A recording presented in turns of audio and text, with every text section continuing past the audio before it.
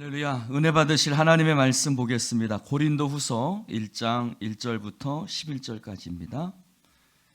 교독해서 읽겠습니다. 하나님의 뜻으로 말미암아 그리스도 예수의 사도된 바울과 형제 디모데는 고린도에 있는 하나님의 교회와 또 온 아가야에 있는 모든 성도에게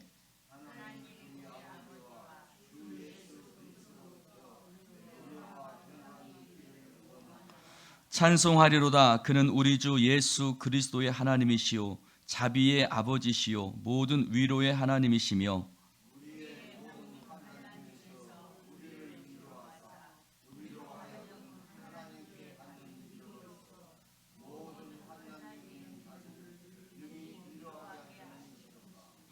그리스도의 고난이 우리에게 넘친 것 같이 우리가 받는 위로도 그리스도로 말미암아 넘치는도다.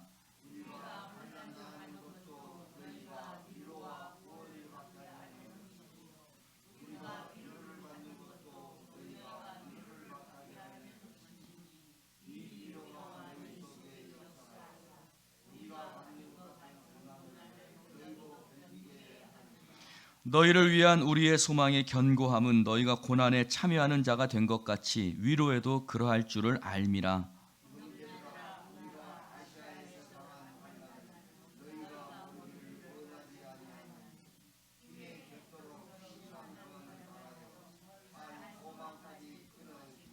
우리는 우리 자신이 사형 선고를 받은 줄 알았으니 이는 우리로 자기를 의지하지 말고 오직 죽은 자를 다시 살리시는 하나님만 의지하게 하심이라.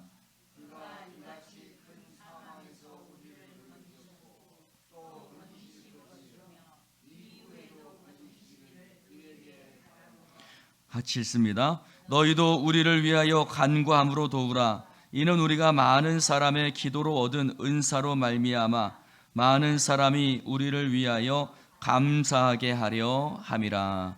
아멘. 할렐루야. 사도 바울은 하나님의 백성으로서 당하는 고난을 그리스도의 고난이라고 5절에 표현하고 있습니다. 한번 따라해 봅시다. 그리스도의 고난. 예수님은 이 세상에서 고난 당하셨죠. 채찍질 당하고 조롱받고 모욕받고 침뱉음 당하고 그리고 십자가에 못 박혀 죽으셨습니다. 여러분, 우리는 예수님을 따라가는 사람인 줄로 믿습니다. 예수님을 따라며 살아가는 사람에게는 예수님 당하신 그 고난 당하신 것처럼 우리도 이 땅에서 고난 당하며 살아갈 수밖에 없지요. 우리 예수님 따라가는 사람에게는 예수님의 그 고난이 우리에게도 따라올 수밖에 없는 것입니다. 왜 그렇습니까? 아까 장로님이 삶의 방향에 대해서 말씀하셨는데 그들과 사는 목적이 다르고 그들과 사는 삶의 방향이 다르고 그들과 사는 삶의 이유가 다르기 때문에 그들은 세상은 우리를 미워하며 우리는 세상에서 고난당할 수밖에 없는 것입니다.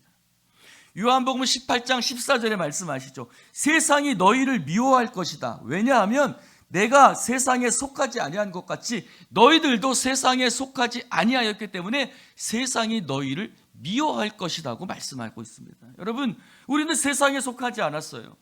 이 땅에 살지만 우리는 하늘에 속하며 살아가는 사람인 줄로 믿습니다. 이 땅에 두 발 딛고 살아가지만 우리의 심령은 저 하늘의 말씀과 하늘의 목적과 하늘의 보화를 쌓으며 살아가는 사람들이에요. 그러니 자기 편이 아니죠. 여러분, 자기 편은 보호하고 사랑하죠. 그러나 반대편은 어떻게 합니까? 모함하고 공격하고 때로는 심지어 죽이기까지 합니다. 여러분, 지금 우리나라가 지금 여와 야가 좌와 우가 갈라져서 서로 그렇게 지금 싸우고 있지요. 그렇게 자기 편이 아닌 사람은 공격하고 그렇게 미워합니다. 여러분, 우리는 하나님께 속한 사람. 우리는 하나님께 속한 사람이기 때문에 세상이 우리를 미워할 수밖에 없는 것이죠. 그러므로 고난당하는 것은 너무나 당연한 거예요. 그러나 바울은 이렇게 얘기합니다. 그리스도의 고난이 넘친 것 같이 하나님께 받는 위로도 넘친다고 표현하고 있습니다. 여러분, 우리가 그리스도 안에서 고난당하는 것이 넘치는 것처럼 하나님으로부터 받는 위로도 동시에 우리에게 하나님이 부어주시는 줄로 믿습니다. 여러분, 위로라는 말은 파라칼레오라는 말이에요. 파라칼레오. 파라칼레오라는 말이 무슨 말이냐면 가까이 부른다는 거예요. 가까이 부른다. 여러분, 우리나라에는 장례에 독특한 습관이 있어요. 그것은 뭐지요? 장례를 치르면 사람들이 그곳에 가서 같이 있어준다는 거예요. 같이 밥을 먹고 같이 슬픔 당한 자들과 같이 있어줍니다. 물론 그게 지금은 변질되어서 막 거기서 화투를 치거나 술을 먹거나 뭐 그렇게 되어졌지만 원래 의미는요, 고난당한 자, 슬픔 당한 자에게 같이 곁에 있어주는 게 원래 그 습관이었던 것이죠. 여러분, 고난 때문에 우리가 시리에 빠져 있고 힘들어하고 힘든 시간들을 보낼 때 하나님께서 우리를 가까이 곁으로 우리 곁에 오셔서 다정한 목소리로 우리를 위로해 주시는 하나님의 위로가 우리 가운데 있는 줄로 믿습니다. 사랑하는 성도 여러분, 우리가 고난당할 때 하나님이 우리 곁에 계셔서 하나님의 음성이 우리 가운데 들립니다. 주님은 고난당한 자들을 위로하시는 위로의 하나님이라고 말씀하고 있어요. 이사야 66장 13절에 보면 이렇게 말씀하세요. 어미가 자식을 위로함 같이, 엄마가 자식을 위로함 같이 내가 너희들을 위로할 것이다. 그러므로 너희가 예루살렘에서 위로를 받을 것이라고 말하고 있어요. 사랑하는 성도 여러분, 엄마가 자식을 위로해 주는 것처럼 이 하나님의 성전에서 우리가 하나님 앞에 무릎 꿇고 기도할 때 예루살렘에서 하나님의 이스라엘 백성을 위로한 것처럼 우리가 하나님 앞에 무릎 꿇고 기도할 때 이곳에서 하나님의 위로하심이 우리 가운데 넘쳐나게 될 줄로 믿습니다. 여러분, 고난에는 위로가 있어요. 고난당하는 사람들 곁에는 위로의 주님이 계신 줄로 믿습니다. 여러분, 그리스도로 말미암아 넘친다고 말하고 있어요. 그리스도로 말미암아 넘친다는 말은 우리에게 위로를 주시는 분이 누구인가를 얘기하고 있어요. 우리에게 위로를 주시는 분은 누구예요? 예수 그리스도입니다. 예수님이 우리를 위로해 주시는 참된 위로자 되시는 줄로 믿습니다. 여러분, 참된 위로는 오직 그리스도로부터 오는 거예요. 주님으로부터 오는 거예요. 걱정 마, 내가 해결해 줄게. 나한테 맡겨, 내가 처리해 주마. 걱정 마라, 내가 다시 살려주마. 할렐루야. 내가 다시 살려주마. 주님만이 우리의 위로자가 되시는 거예요. 여러분, 예수님을 따른다는 것은 뭐예요? 예수님이 겪으셨던 고난을 함께 겪는 거예요. 그 고난에 동참하는 거예요. 우리가 지금 사순절을 보내고 있어요. 사순절이라는 게 뭐예요? 그리스도의 고난에 동참하는 거예요. 근데 그리스도의 고난에 동참할 때 그리스도의 위로도 동시에 우리 가운데 넘쳐나게 되는 줄로 믿습니다. 사도들이 예수님 이름 전할 때 고난받았어요. 매맞고 채찍질 당했어요. 그래서 사도행전 5장 41절에 보니까 그들은 예수님 때문에 자신들이 모욕당하는 일에 합당한 자로 여기심을 기뻐했다고 그랬어요. 내가 예수님의 고난에 동참하는구나. 내가 예수님 그 고난에 함께 길을 걸어가는구나. 그것이 그들에게 너무나 기뻤어요. 왜요? 나를 위해서 십자가 지신 주님을 위해서 내가 그 고난의 자리에 동참하는 것만으로도 영광인 거예요. 할렐루야. 나 같은 자가 그 주님의 그 고난에 함께 할 수 있다니. 그래서 베드로는 뭐라 그랬어요? 내가 예수님처럼, 나와 같은 자가 예수님처럼 십자가에 못 박히다니요. 나는 거꾸로 달아주십시오. 나는 거꾸로 달아주십시오. 여러분, 그리스도의 고난이라고 말해요. 그것은 내가 그리스도의 고난에 동참하는 것으로 생각했고 그 고난에 동참하는 것을 영광이라고 생각했던 것을. 사랑하는 성도 여러분, 6절에 말합니다. 이 위로가 너희 속에 역사하여 고난을 견디게 한다고 그랬어요. 하나님의 위로가 우리 가운데 역사한다는 거예요. 역사한다는 말이 뭐죠? 일한다는 거예요. 역사한다는 효력이 있다는 거예요. 힘이 있다는 거예요. 여러분, 이 위로, 그리스도로부터 받는 위로, 그리스도로 말미암아 넘쳐나는 이 위로가 우리 속의 역사예요. 그러면 어떻게 될까요? 우리가 사방으로 우겨쌈을 당해도 쌓이지 않고, 답답한 일을 당하여도 낙심하지 않고, 박해를 받아도 버림받지 않고, 거꾸로 뛰림을 당하여도 망하지 않습니다. 할렐루야. 이게 바로 그리스도로 받는 위로인 거예요. 이 하나님의 위로가 우리 가운데 역사에서 답답한 일을 당해도요, 낙심하지 않아요. 그리스도의 위로가 우리 가운데 역사하기 때문이에요. 여러분, 사도 바울이 낙심하지 않았어요. 왜 그랬죠? 내가 너와 함께한다. 네가 예루살렘에서 나를 증거한 것처럼 네가 로마에 가서도 나를 증거할 것이다. 예수님은 끊임없이 그에게 말씀하셨고 위로하셨고 그와 함께 하심을 확인해 주셨어요. 그 그리스도로부터 하는 위로가 사도 바울이 그 모든 시간들을 견뎌낼 수 있도록 힘을 주었던 거예요. 역사했던 거예요. 여러분, 고난으로 끝나지 않아요. 우리가 하나님 안에서 당하는 고난은 고난으로 끝나지 않고 반드시 그 뒤에 하나님의 위로가 뒤따라오는 줄로 믿습니다. 고난과 함께 위로가 있다는 거예요. 고난이 넘치면 뭐라고 한다요? 고난이 넘치면 위로도 넘쳐날 줄 내가 안다는 거예요. 여러분, 고난이 넘치면 위로도 넘친다는 거예요. 여러분, 댐 가보셨어요? 저 높은 곳에서 물이 떨어질수록요, 그 힘이 세요. 우리가 당하는 고난이 깊을수록 주님으로부터 받는 위로도요, 그만큼 더 큽니다. 높은 곳에서 떨어지는 물줄기가 더 큰 전기를 일으키듯이 우리가 그리스도 안에서 당하는 그 고난이 힘들고 어려울수록 더 놀라운 하나님의 역사가 우리 가운데 일어나게 되는 줄로 믿습니다. 여러분, 나이아가라 폭포에서 생산하는 그 전기가 캐나다에서 쓸 만큼 엄청난 전기가 생겨난다고 그래요. 왜요? 높기 때문이에요. 그래서 7절에 말합니다. 뭐라고 얘기해요? 이 소망, 우리가 고난에 참여할 뿐만 아니라 하나님의 위로가 우리에게도 넘쳐난다는 이 소망, 하나님이 우리를 위로해 주신다는 이 소망이요, 견고하다고 고백합니다. 할렐루야. 여러분, 하나님이 우리를 붙들어 주시는 이 소망은 견고한 소망이에요. 견고하다는 말은 뭘까요? 결코 흔들리거나 부서지지 않는다는.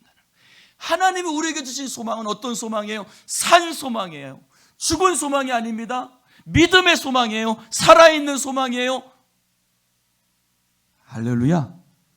그러므로 이 하나님의 주시는 이 위로가 얼마나 우리에게 큰 소망이 되고 견고한 소망이 되는지 믿음의 사람들은 흔들리지 않아요. 하나님의 위로가 있다는 소망이 있기 때문이에요. 여러분, 바닷가 사람들이니까 다 잘 아실 거예요. 배가 항구에 들어오면요, 어떻게 하죠? 그냥 내버려 둡니까? 아니죠. 뭘 하죠? 닷을 내립니다. 그렇죠? 메어둡니다. 그러면 아무리 파도가 치고 바람이 불어도 배가 떠내려가지 않아요. 디모데후서 2장, 히브리서 6장 19절에 말하고 있어요. 우리의 소망은요, 영혼의 닷과 같다는 거예요.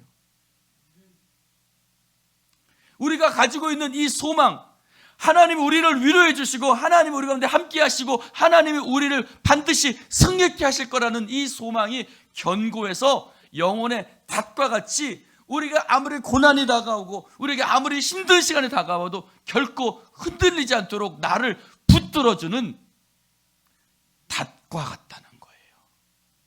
할렐루야. 그래서 이 소망을 품은 사람은요, 흔들리지 않아요. 이 소망이 있는 사람은 흔들리지 않아요. 견고하기 때문입니다. 고난이 넘치는 것처럼 하나님 주시는 위로도 넘쳐난다는 이 소망이 견고한 거예요. 그런 말을 합니다. 내가 아시아에서 심한 환난과 고난을 당했고 힘에게 없도록 심한 고난을 당해서 살 소망까지 끊어졌다. 그 말은 무슨 말이냐면 배가 무거운 짐을 실으면 어떻게 되죠? 배가 가라앉거나 배가 눌려서 부서져요. 그것을 묘사하는 것이 바로 힘에게 없도록 심한 고난을 당했다는 말이에요. 바울은 자신의 힘으로 감당하기 힘든 그런 시간들을 보내야만 했어요. 그러나 10절에 말입니다. 그가 이같이 사망에서 우리를 건지셨고 건지실 것이며 그 후에도 건지시기를 그에게 바라노라. 할렐루야. 바울은 세 가지 시제로 말하고 있어요. 과거 시제, 현재 시제, 미래 시제. 하나님이 이전에도 우리를 건지셨고 지금도 우리를 건지고 계시며 미래에도 하나님이 우리를 건져 주실 것을 믿는다는 것이에요. 여러분, 우리에게는 세 가지 시제가 있어요. 하나님이 역사하시는 세 가지 시제. 과거에도 하나님이 우리에게 역사하셨고 지금도 하나님이 우리에게 역사하시고 앞으로도 하나님이 우리를 건져주시는 놀라운 역사가 일어나게 될 줄로 믿습니다. 과거의 경험이 미래를 만드는 거예요. 디모데후서 2장 9절에 뭐라고 말했냐면 우리가 고난을 받으나 하나님의 말씀을 매이지 않는다고 그랬거든요. 하나님의 말씀은 매이지 않아요, 여러분. 나는 감옥에 갇힐 수 있어요. 그러나 하나님의 약속은 매이지 않기 때문에 바울과 실라가 찬양할 때 감옥문이 열려요. 빌립보 간수가 회개하고 세례를 받아요. 하나님의 약속의 말씀은 매이지 않기 때문에 그래요. 여러분, 세상은 우리를 맬 수 있습니다. 그러나 하나님의 능력과 하나님의 일하심은 매이지 않습니다.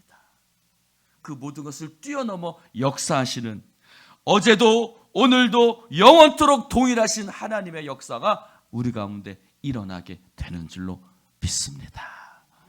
어제도 건져주셨고 오늘도 건지시고 계시고 앞으로도 하나님 우리를 건져주신 이 소망이 견고하다는 거예요. 사랑하는 성도 여러분, 오늘도 SOS. 여러분, 과거에 우리가 하나님 앞에 기도할 때 하나님이 우리를 건져주셨어요. 이 나라를 6.25 그 폐허 가운데서 하나님께서 이 나라를 건져주셨고 한강의 기적이 아니에요. 여러분, 한강의 기적이 아니에요. 우리가 뭔가 이래서 한강의 기적이 일어난 것 같지만 아니에요. 하나님 앞에 기도함으로 말미암아 하나님께서 이 나라를 축복해 주셨어요. 우리는 그것을 분명히 깨달아야 돼요. 그러므로 지금도 이 민족이 사는 방법은 한 가지예요. 뭐지요? 하나님, 우리를 붙들어 살려주십시오.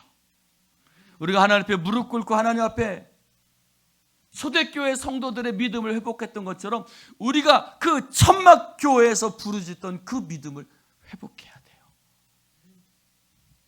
할렐루야. 할렐루야. 그 조그만 교회 진흙탕을 뛰어다니고 그 지하실에서 사각의장 놓고 기도하던 그 영성을 회복할 때 다시 한번 이 땅에 하나님이 부어주시는 놀라운 축복과 은혜를 경험하게 될 줄로 믿습니다. 고난이 넘친 것처럼 위로도 넘쳐나게 될 줄로 믿습니다. 하나님 아버지, 감사합니다. 오늘 주님 말씀을 함께 나눌 수 있도록 축복해 주시니 감사를 드립니다. 주여, 이 시간 성령으로 함께 하시고 역사하여 주셔서 주의 은혜로 우리를 붙들어 주시옵소서. 하나님을 향해서 SOS, 하나님 우리를 붙들어 살려주십시오.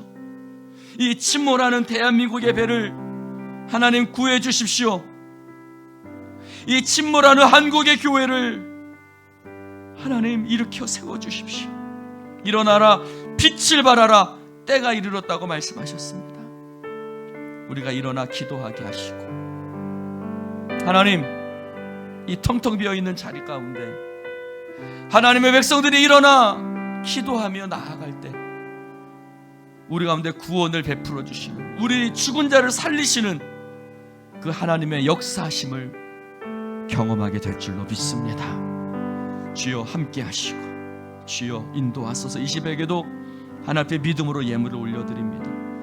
남성식 장로님 감사함으로 드리는 예물 연락하시고, 하나님 그렇습니다. 믿음으로 심을 때 하나님께서 다 믿음으로 거두게 될 것이라고 약속해 주셨으니 주여 하나님 울며 씨를 뿌리는 모든 자들에게 기쁨으로 단을 거두는 놀라운 역사가 일어나게 하여 주시옵소서. 예수님 이름으로 축복하며 기도드리옵나이다.